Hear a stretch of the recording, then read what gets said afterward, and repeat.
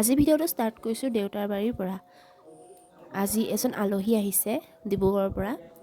কোন হয় মই আপোনালোকক পিছত জনাই আছোঁ। আমাৰ দেউতাই অকণমান খেতি কৰে আৰু পাচলি খেতি সৰু সুৰা অকণমান নিজৰ ঘৰত খাবলৈ হয় আৰু তাৰ পৰাই মই পালেং ছিঙি ল'লোঁ আৰু ধনিয়া কেইডালমান ছিঙি ল'লোঁ। আলহীজনে আকৌ মাছ মাংস নাখায়, সেইবাবে তেওঁকতো নিৰামিষ ভাত সাজকে ভালকৈ খুৱাব লাগিব ন। তাৰ বাবে বাৰীয়ে কিছুমান কিবা কিবি আৰু এনেকৈ বুটলি ল'লোঁ। এখন বাৰীত আগতে দেউতাই মই দুইজনে মানে লাগোঁ আৰু পাচলি খেতি কৰোঁ। আমাৰ ঘৰত খাবৰ কাৰণে সেইখিনি পাচলি হৈ যায়, আমি বজাৰৰ পৰা কিনি নানিলেও হয়। মই আগৰ ভিডিঅ'ত মানে ইউটিউবৰ ভিডিঅ'ত দিয়া আছিলে মোৰ আগৰ বাৰীখন। আজিকালি সকলো বস্তুতে কেমিকেল নিদিলে নহয়, সেইবাবে মানে মই ভাবোঁ দেই মানুহৰ চাগে বেমাৰ আজাৰবোৰ সোনকালে হয়।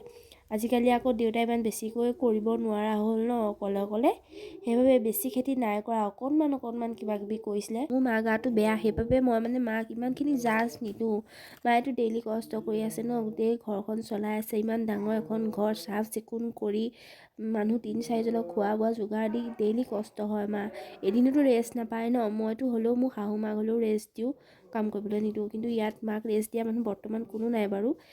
আজি নিৰামিষ ভাত সাজত আছে শুকান চব্জি, চালাড আৰু অকণমান পালেং শাকৰ ধনিয়া দি বনোৱা চাটনি, কেঁচা চাটনি।